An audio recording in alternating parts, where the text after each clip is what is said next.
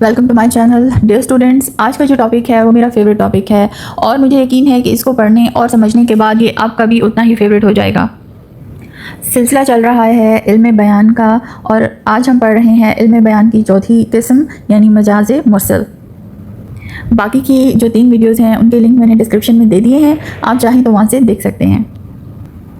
अगर बात करें एग्जामिनेशन पॉइंट ऑफ व्यू से तो ये भी आपके पेपर में बाकी 3 एग्ज़ाम की तरह MCQs में भी आएगा, आपके पार्ट बी में भी आएगा क्वेश्चंस की सूरत में, यानी कि मजाज मुरसल क्या है उसकी सूरतें बयान करें, या फिर आएगा कि मजाज मुरसल और कनाया में क्या फ़र्क है, मजाज मुरसल और इस्तारा में क्या फ़र्क है।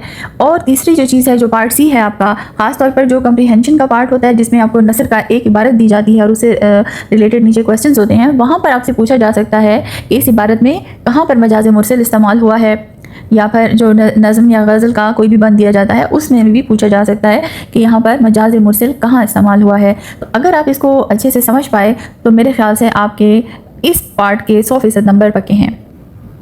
मजाज क्या है? यानी जो हकीकी ना हो। एक होता है रियल, एक होता है वर्चुअल। ज़ाहिर है जो चीज़ रियल नहीं होगी वो वर्चुअल होगी, हकीकी नहीं होगी तो वो मजाजी होगी। जो मजाज मुरसल है वो ऐसे अल्फाज होते हैं, वो ऐसे लफ्ज़ होते हैं जो मजाजी मानी में इस्तेमाल होते हैं, यानी वो अपने हकीकी मानी की बजाय मजाजी मानी में इस्तेमाल होते हैं, मगर हकीकी और जो मजाजी मानी हैं उनमें तशबीह का ताल्लुक़ ना हो, कोई और ताल्लुक़ हो। जब हम इस्तारा पढ़ रहे थे तो आपको याद हो कि उसकी तारीफ़ में हमने ये पढ़ा कि हकीकी और मजाजी मानी के दरमियान तशबीह का ताल्लुक़ हो, यानी मुमासलत हो। लेकिन यहाँ वो कहता है कि हकीकी और मजाजी मानी के दरमियान तशबीह का ताल्लुक़ ना हो बल्कि कोई और ताल्लुक़ हो। एक बात याद रखिए, हकीकी मानी वो होते हैं जिनके लिए लफ्ज़ असल में तख्लीक होता है, जिसके लिए असल में वज़ा किया जाता है, कोई भी लफ्ज़ बनाया जाता है, वो उसके हकीकी मानी होते हैं। अब जब हम कहते हैं कि मजाज मुरसल में कोई भी लफ्ज़ अपने असल मानी की बजाय किसी मजाजी मानी में इस्तेमाल होता है तो उसकी हम एक मिसाल देख लेते हैं। जैसा कि हम कहते हैं कि जब धमाका हुआ तो पूरा स्कूल मैदान में आ गया। ज़ाहिर है ख़ुद पूरी इमारत उठकर मैदान में तो नहीं आ सकती, बल्कि स्कूल से मुराद ये है कि स्कूल के जितने भी तलबा हैं, असातिज़ा हैं, क्लास 4 हैं, सब इकट्ठे होकर मैदान में आ गए। ठीक है, तो यहाँ पर लफ्ज़ स्कूल जो है वो अपने हकीकी मानी में इस्तेमाल नहीं हो रहा बल्कि मजाजी मानी में इस्तेमाल हो रहा है। बिल्कुल इसी तरह से जैसे हम कहते हैं कि वो पाकिस्तान में रहता है तो वो पूरे पाकिस्तान में तो नहीं रहता, ज़ाहिर है वो पाकिस्तान के किसी एक शहर की किसी एक गली में रहता होगा। ज़ाहिर है अभी हम कहते हैं कि बादल खूब बरसा, ये एक मिसाल है, तो अगर देखा जाए तो बादल नहीं बरसता बल्कि बारिश बरसती है। इसी तरह हम कहते हैं कि एक गिलास मुझे भी दो, तो मेरा मतलब ये नहीं है कि वो गिलास मुझे दो, बल्कि गिलास के अंदर शरबत है, ड्रिंक है, कोल्ड ड्रिंक है, कोई भी चीज़ उस गिलास के अंदर है। तो मेरा मकसद मजाज मुरसल की कोई 24 सूरतें हैं, 24 इलाके हैं जो राइज हैं, लेकिन आपके सिलेबस में 5, 6 या 7 ही शामिल हैं जो हम डिस्कस करेंगे। सबसे पहले हम देख लेते हैं जुज़ कहकर कुल मुराद लेना या कुल कहकर जुज़ मुराद लेना। अब सबसे पहले देखते हैं जुज़ क्या है। जुज़ कहते हैं पार्ट को, कुल कहते हैं होल को, पूरा। तो जुज़ कहकर कुल मुराद लेने का मतलब है कि थोड़ा बोलकर हम किसी भी चीज़ के बारे में थोड़ी सी बात, थोड़ी चीज़ का नाम लेते हैं, लेकिन हमारा मकसद ये होता है उस पूरी चीज़ का कहना होता है। जैसा कि हम कहते हैं कि आपका सर सलामत रहे, तो क्या हमारा मकसद ये होता है कि सिर्फ सर सलामत रहे और धड़ सलामत ना रहे? नहीं, ऐसा नहीं है, बल्कि हमारा मकसद ये होता है कि आप पूरे के पूरे सलामत रहें, मगर हम अलामती तौर पर कहते हैं कि आपका सर सलामत रहे, यानी आप पूरे सलामत रहें। तो जुज़ कहकर हम कुल मुराद लेते हैं। इसी तरह से हम कहते हैं कि आओ, कभी आओ, अपना मुंह दिखा जाओ, तो इसका हरगिज़ मतलब ये नहीं होता कि सिर्फ मुंह लेकर आओ और बाकी घर रखाओ। तो मुंह दिखाओ का मतलब ये है कि आप पूरे के पूरे आओ। ठीक है, तो हम जुज़ कहकर कुल मुराद लेते हैं। बिल्कुल इसी तरह जब किसी कहीं पर फातिहा पढ़नी होती है तो हम कहते हैं कि हमने अलहम्द पढ़ ली है। तो अलहम्द पढ़ ली का मतलब ये है कि पूरी सूरत फातिहा तो नहीं कही जा सकती, तो हम मुख्तसरन कह देते हैं, एक जुज़ कह देते हैं उसका कि अलहम्द पढ़िए। हमारा मकसद वही होता है कि पूरी सूरत फातिहा पढ़ी है। अब है कुल कहकर जुज़ मुराद लेना, यानी कभी कभी हम पूरा किसी चीज़ का पूरा नाम लेते हैं लेकिन हमारा मकसद उसका एक पार्ट होता है सिर्फ।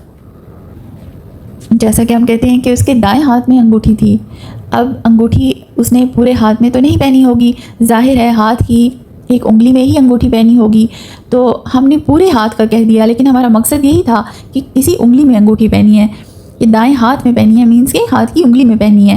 اسی طرح اگر کوئی پوچھے کہ جی یہ کتاب آپ نے کہاں سے لی ہے، تو میں کہوں گی کہ یہ میں نے بازار سے لی ہے۔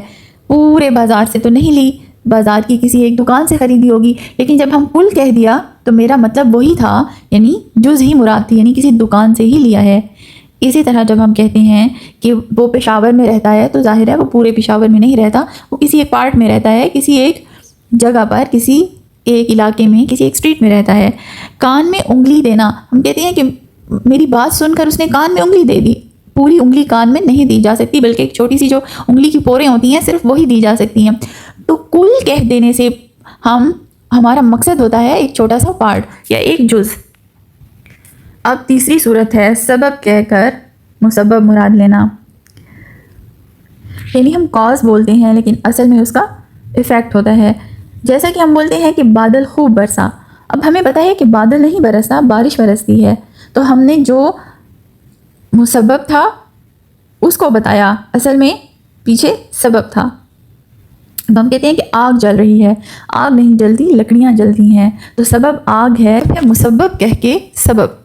اب مسبب کیا ہے؟ ہم کہتے ہیں وہ اس نے چکی سے آٹا پسوایا، اب آٹا مسبب ہے، وہ آٹا پسوانے کوئی نہیں جاتا، گندم پسوانے یا دانے جو ہوتے ہیں وہ پسوائے جاتے ہیں، تو بجائے اس کے کہنے ہم یہ کہیں کہ وہ گندم پسوانے گیا ہے، ہم کہتے ہیں کہ وہ آٹا پسوانے گیا ہے۔ یہاں پر ہم مسبب کہہ رہے ہیں لیکن ہماری مراد جو ہے وہ سبب ہی ہے۔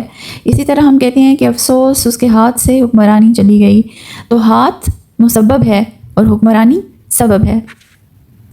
اب ہے ظرف بول کر مظروف مراد لینا۔ ظرف کہتے ہیں برتن کو، اور مظروف کہتے ہیں جو برتن کے اندر جو بھی چیز، یعنی کوئی کھانے کی چیز ہے، پینے کی چیز ہے، تو مشروب ہے کوئی یا کچھ بھی ہے، تو وہ اسے مظروف کہتے ہیں۔ تو جب ہم کہتے ہیں کہ، تو اگر کوئی ٹرے لے کے آیا ہے اور ہم اسے کہتے ہیں کہ ایک کپ مجھے بھی دو، تو اس سے مراد یہ نہیں ہوتی کہ ہمیں کپ چاہیے، بلکہ اس سے مراد یہ ہوتی ہے کہ اس کے اندر جو مصروف ہے، یعنی کافی ہے، چائے ہے، جو بھی ہے، مجھے وہ چاہیے، تو ایک کپ مجھے بھی دو یا ایک گلاس مجھے بھی دو۔ بظاہر اس برتن کا نام لیا جا رہا ہے لیکن اصل میں جو برتن کے اندر جو چیز ہے ہمیں وہ چاہیے، اسے کہتے ہیں ظرف بول کر مظروف مراد لینا۔ یا ہم کہتے ہیں کہ الماری سے شربت لے آؤ، اب یہ مظروف بول کر ظرف مراد لے رہے ہیں۔ اس میں کیا ہے؟ شربت کسی نہ کسی برتن میں پڑا ہوگا، الماری میں، ایسے تو نہیں پڑا ہوگا، ٹھیک ہے، تو کسی ظرف کے اندر پڑا ہوگا، شربت خود مظروف ہے اور وہ کسی ظرف میں پڑا ہوگا۔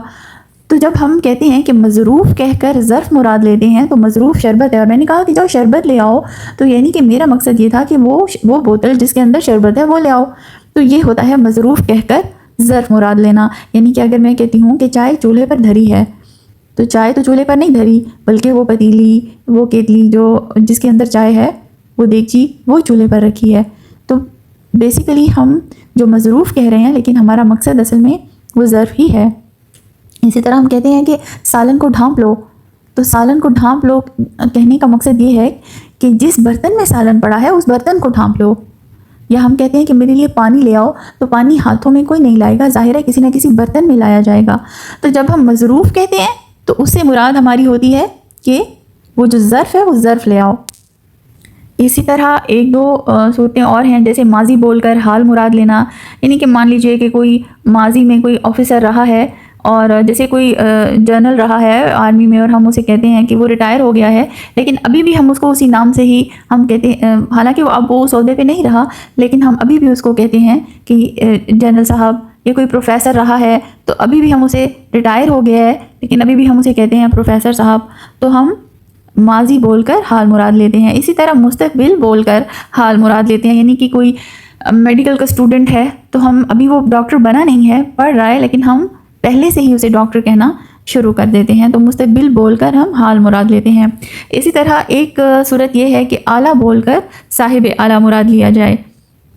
اکثر ہم کہتے ہیں کہ یاد رکھو تمہارے قلم سے کسی کو نقصان نہیں ہونا چاہیے، تو نقصان قلم بذات خود قلم کوئی نقصان نہیں دیتا، بلکہ وہ جو صاحب قلم ہے، اہل قلم ہے، جو اس قلم سے لکھے گا، نقصان وہ دے سکتا ہے آپ کو، ٹھیک ہے۔ کوئی بھی ایسی بات لکھ دینا جو آپ کا مستقبل خراب کر دے تو وہ نقصان ہو سکتا ہے اس کو۔ تو اسی طرح کوئی بھی آلہ خود نقصان نہیں دیتا، بلکہ اس آلے کو استعمال کرنے والا نقصان دیتا ہے۔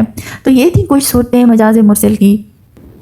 مجاز مرسل کی کچھ شرائط ہیں، جس میں 1-2 شرطیں تو یہ ہیں کہ کسی بھی لفظ کو مجازی معنی میں استعمال کرنے کی کوئی وجہ ضرور ہونی چاہیے، اور دوسرا یہ کہ لفظ مجاز اور مجازی معنی جو ہے اس کا، ان دونوں کے درمیان کوئی نہ کوئی تعلق ہونا چاہیے۔ پھر یہ ہے کہ جملے میں کوئی نہ کوئی ایسی علامت ہونی چاہیے جہاں سے یہ پتہ چلے کہ لفظ کو اپنے حقیقی معنی کے لیے نہیں بلکہ مجازی معنی میں استعمال کیا جا رہا ہے۔ امید ہے کہ آپ کو اس لیکچر کی سمجھ آئی ہوگی۔ آگے انشاءاللہ علم بیان کے جتنے یہ ٹاپکس ہیں ان کی کچھ ایکسرسائزز بھی ہم کریں گے۔ اس چینل کو سبسکرائب کر لیں اور ویڈیو کو لائک شیئر ضرور کریں تاکہ آگے آنے والی جتنی بھی ویڈیوز ہیں اس سے ریلیٹڈ آپ کو ان کا پتہ چلتا رہے۔ بہت شکریہ۔